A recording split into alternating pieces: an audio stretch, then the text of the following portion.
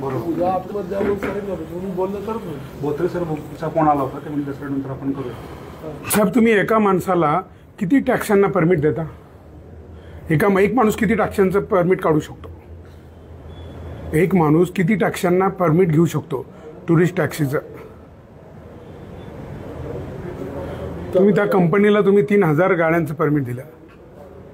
एका माणसाला जर असं केलं उद्या अदानी येईल 1 लाख गाड्या आणील मग या माझ्या शेतकऱ्याच्या पोराने काय आत्महत्या करायची का? काय करायचं सांगा मला, काय करायचं का? आता हे जे मोल आहे ना हे सगळे शेतकऱ्याची पोरं आहे आणि ह्या पुणे शहराच्या आजूबाजूला जी खेडी आहेत ना त्या शेतकऱ्यांनी आपलं सोनं बायकोचं आईचं घाण ठेवून आणि या गाड्या घेतल्या. यांचे हप्ते कसे भरायचे यांनी? आणि तुम्ही जे आता एक कॉमन सेन्स आहे, ज्या रिक्षाला 1 किलोमीटरला जायला 25 रुपये लागतात त्याच इथं टॅक्सीला आम्हाला 8 रुपये भेटत आहे. का बरं? मग तुम्ही तुमच्या स्तरावर इथं शहरामध्ये एक नियंत्रण नाही मिळू शकत का ह्या ॲपवाल्यांवर? आता आम्हाला असं समजतंय का हे सगळे शासकीय अधिकारी ते काय या कंपन्याच्या मागे पुढे का पाळताय मला काही कळत नाही. ह्या कंपन्यांवर तुम्ही बंधन का नाही आपलं? कोणाचं नियंत्रण या कंपन्यांवर? ह्या उबेर आणि ओला ह्या कंपन्यांवर ऑनलाईन जे ॲप आहे त्याच्यावर आपलं काही नियंत्रण आहे की नाही? मला सांगा याच्यावर काही नियंत्रण नाही का? अहो एवढी भयान परिस्थिती आहे, उद्या जर एखाद्याने आत्महत्या केली त्याला जबाबदार कोण राहील? काहीच परवडत नाही. आणि ते काय करता आता या 3000 टॅक्सी घेतल्यानंतर इथं त्यांनी 3000 टॅक्सी घेतल्या. आता सांगा त्याच्यामध्ये आणि आता मी इथं बसलो ना तुमच्या कार्यालयात, मला इथून जर आता टॅक्सी पाहिजे असेल ना तर हे ऑनलाईन ॲपवाले काय करतात फक्त त्यांच्या ज्या वेंडरच्या टॅक्सी आहेत त्यांनाच बुकिंग देतात. आमचे पोरं फक्त बघत राहतात बुकिंग आली पण ती घेता येत नाही ना. म्हणजे त्यांचं नियंत्रण ते मनमानी करताय आणि त्यांनी 5 ट्रिप मारल्या का त्यांना लगेच 100 रुपये त्यांना त्याच्यामध्ये अलाउन्स पण भेटतो, हे इन्सेंटिव्ह भेटतो. मग त्याचं पुढे काय? मग आमच्या पोरांनी काय करायचं? म्हणजे ही जी मनमानी चालली नाही फक्त शासनाच्या आणि परिवहन खात्याच्या हलगर्जीपणामुळे. जर तुम्ही ते रेट जर सगळे निर्धारित केले, टॅक्सीचा रेट रिक्षाचा काळ्या पिवळीचा टॅक्सीचा ठरवला, मग टुरिस्ट टॅक्सीचा का बरं ठरवत नाही? माझा एकच प्रश्न आहे की आता एखादा मुलगा आहे त्याने परमिट काढलं, हा तुमचा कोण आहे? एक आपल्याशी जोडला गेला आहे, याला सुरक्षित करणं आपलं काम नाही का? जर एखादा कोणीतरी बाहेरचा उद्योजक येतोय तो लाखो रुपये टाकतोय आणि 3000 4000 10,000 गाड्या घेतोय, त्याने हा सुरक्षित राहील का? मग आपण काय करतोय अशा मुलांना ज्यांनी तुमच्या भरोशावर कर्ज केले, गाड्या घेतल्या, कर्जाचे हप्ते भरायचे त्यांना, मग यांनी काय करायचं? उद्या फास घ्यायचा का? म्हणून माझी तुम्हाला हात जोडून विनंती आहे की तुम्ही आता एका माणसाला 2 पेक्षा 3 पेक्षा जास्त परमिट देऊ नका, 3 गाड्यांपेक्षा. तुमचा मुद्दा माझ्या लक्षात आला. या मुद्द्यावर ऑलरेडी जेव्हा आता परवा दिवशी मी TC ऑफिसला गेलो होतो, तुमच्या सगळ्यांचे पत्र परवा आले होते. मी स्वतः जितेंद्र पाटील साहेबांबरोबर 2 तास होतो.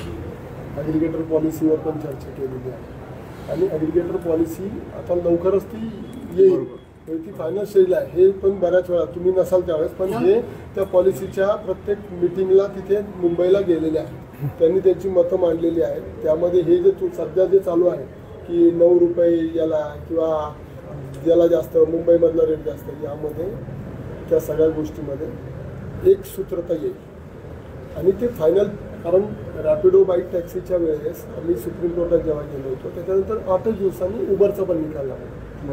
त्या निकालामध्ये त्यांनी या प्रकारची सूचना ऑलरेडी सुप्रीम कोर्टाने ज्या त्या ऑर्डरमध्ये मेन्शन केलेली होती ॲग्रिगेटर पॉलिसीशी रिलेटेड, आणि त्याच्या अनुषंगाने शासनाने एक कमिटी नेमली. सिनियर मोस्ट IAS ऑफिसर्स त्याचे अध्यक्ष होते आणि त्या कमिटीने त्यांचे फाइंडिंग सगळे करून ते ऑलरेडी फायनल स्टेजमध्ये आहे आणि ती या महिन्याभरामध्ये किंवा 2 महिन्यात, मला माहीत नाही, तर मी शासन नाही त्यामुळे मी सांगू शकत नाही की, पण ते ऑलरेडी त्यांचं सगळं फायनल झालेलं आहे.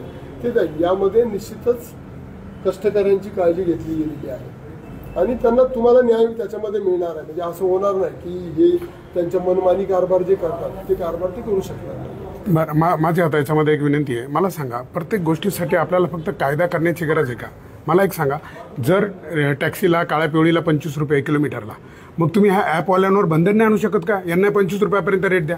ते सांगतोय ना मी. त्यामध्ये ते मनमानी करताय ना, याला कायदाच पाहिजे का?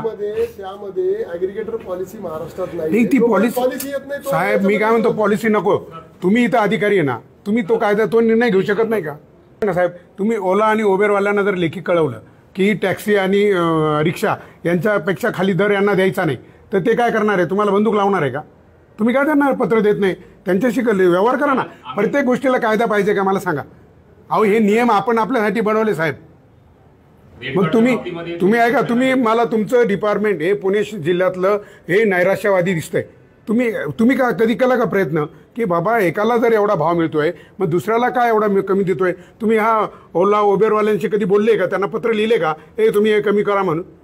तुम्ही आमच्या मुलांची थोडी काही चूक होऊ द्या, पाहिजे तेवढे दंड लावून देता. तुम्ही या लोकांना यांचे लायसन तरी चेक केले का तुम्ही? आता अनेक ॲप आले मार्केटमध्ये, तुम्ही कधी का करत नाही आहे? माझी एक विनंती आहे, कायदा येईल तेव्हा येईल. आता या पोरांचं नुकसान, यांना काय स्वस्तात मिळतो का गॅस CNG? यांना डिझेल स्वस्तात मिळतं आहे, पेट्रोल स्वस्तात मिळतं आहे का? तर तुम्ही कायदा येईल तेव्हा येईल. तुम्ही सगळ्यात पहिलं आज उद्याची उद्या त्यांना पत्रव्यवहार करा आणि त्यांना सांगा ही मनमानी थांबवा. जर 25 रुपये तुम्ही जर रिक्षावाल्याला देताय, टॅक्स काळ्या पिवळीला देताय, मग या टुरिस्ट टॅक्सीवाल्यांना का देत नाही आहे? पत्रव्यवहार लिहा ना. त्याच्यासाठी कायदा, प्रत्येक गोष्टीत कायदा पाहिजे का? काय साहेब, तो वर्षभर येणार नाही कायदा.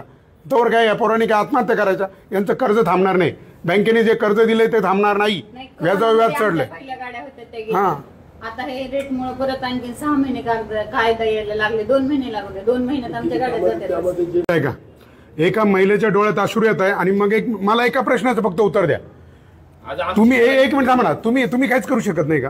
तुम्ही यांच्या नियंत्रण साधा प्रश्न विचारू शकत नाही? तुम्ही यांना पत्रव्यवहार करा ना. एका गाडीला जर 25 रुपये मिळत आहे, दुसऱ्याला 8 रुपये मिळतात, तर 9 रुपये देता येईल. आणि तुम्हाला याच्यासाठी कायदा पाहिजे का? मी सांगितलं तुम्हाला की नाही, तुम्हाला याच्यासाठी कायदा पाहिजे का? तुम्हाला अधिकार नाही का? तुम्हाला अधिकार नाही का? मी तुम्हाला आता तेच सांगितलं की त्याच्यामध्ये मी ओला उबरच्या संदर्भात चर्चा करतो. नाही, पण आतापर्यंत काय केलं तुम्ही? किती वर्षापासून चालले? अहो 2018 पासून चाललंय साहेब हे. नाही, ऐका ना 2 मिनिट ताई 2 मिनिट ऐका ना ताई, 2 मिनिट ऐका. मी काय म्हणतो साहेब, हे बरं, मला हे तुमच्या अधिकारात नाही का? तुम्ही यांना जाब विचारू शकत नाही का?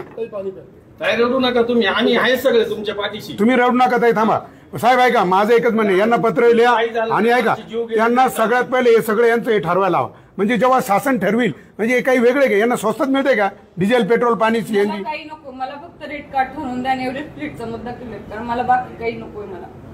हा साहेब, तिथं UP, MP, बिहारी, राजस्थान पोर आहेत, आमच्याकडे व्हिडिओ आहेत त्यांचे. बाहेरचे पोरं येऊन इथं काम करतात. म्हणजे यांनी गाड्या विकायच्या आणि त्यांच्या गाड्यांवर ड्रायव्हर राहायचं का? पण बिझनेस नाहीये त्या गाड्यांमुळे सर. त्या गाड्या रिक्षाच्या साईडच्या आहेत, गल्ली बोळात कुठेही जातात सर. काय आमच्यावर किती अन्याय आहे सर. आम्ही हप्ता भरू शकत नाही घरी. नाही साहेब, ऐका, माझी एक विनंती आहे. जो कायदा करील सरकार, मग येईल आणि मग तुम्ही कारवाई करणार. तुम्ही इथं कशाला बसले? माझं एकच विनंती आहे, तुमच्या डोळ्यात आम्ही निदर्शनात आणून दिलं ना, त्यांना 25 रुपये कुठे रिक्षाला, काळ्या पिवळीला, आणि यांना 10 रुपये, 8 रुपये, 9 रुपये, त्यांच्या बापाची पेंट आहे का? मग याच्यावर तुमचं नियंत्रण नाही का? तुम्ही त्यांना जाब विचारा ना, काही जर त्या गाडीला जर 25 रुपये, याला तू 8 रुपये, 9 रुपये का देतो? आणि कशाला कायदा पाहिजे? कशाला आदेश पाहिजे कोणाचा? तुमच्या लेवलवर, जिल्हा स्तरावर तुम्हाला हे करता येतं आणि लगेच त्यांना पत्रव्यवहार करा. पत्रव्यवहार करा. नाही केलं त्यांच्यावर बंदी आणा ना. तुम्हाला अधिकार आहे साहेब, तुम्ही त्यांच्यावर बंदी आणा. आज इथं या मायमावल्यांना रडावं लागते साहेब. जर कोणाची आत्महत्या घडली ना, हे बघा साहेब, आम्ही कोणाला सोडणार नाही. सदोष मनुष्यवधाचे गुन्हे दाखल करू साहेब आम्ही. याला सर्वस्व आपण जबाबदार राहाल.